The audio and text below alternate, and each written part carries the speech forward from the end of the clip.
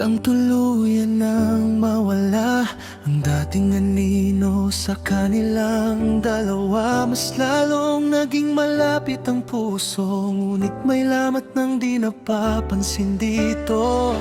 Parang hangin siyang dumarating, saglit lang at muling lilisan din. May dalang hiling at pangangailangan, kasunod ay pagkawala ng walang dahilan. Kinabukas ay babalik na pagod, parang ilang gabing walang tulog. At sa bawat tingin ng nagmamasid, may kaba ng di maitago sa dibdib.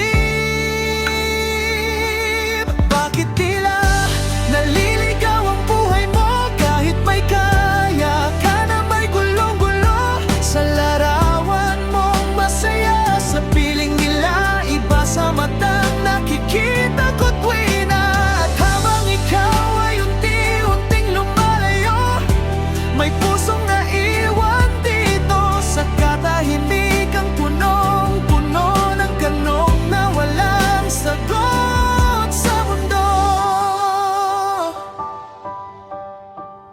Isang araw ay dumating ang sakit, at sa isang tahanan ay muling kumapit. Halos isang buwan kang inalagaan, bawat gabi may pusong nagbabantay lamang. Ngunit nang muli kang gumaling, may desisyong kailangang tanggapin. Dahil habang tumatagal ang lahat, mas lalong gumugulo ang bawat sugat.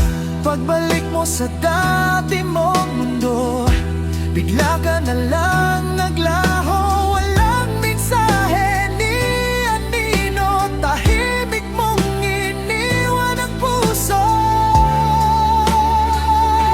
Bakit tila iniwasan mo ako, parang hindi natakasan kang totoo?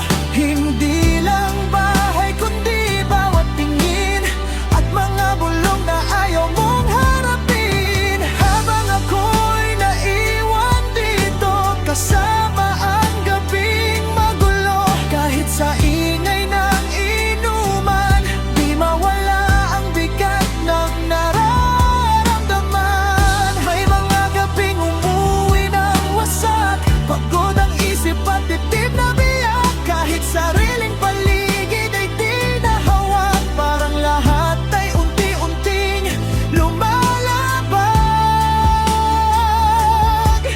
Hanggang may dumating na pagkakataon, bagong lungsod, bagong panahon. Isang alok na di na tinanggihan para muling ibangon ang sarili't pangalan.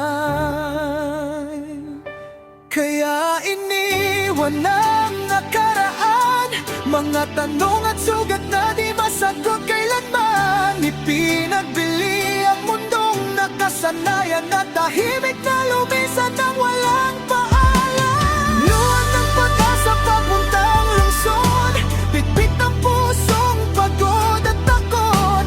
Ngunit sa bawat bagong umaga, umaasang may bagong simula.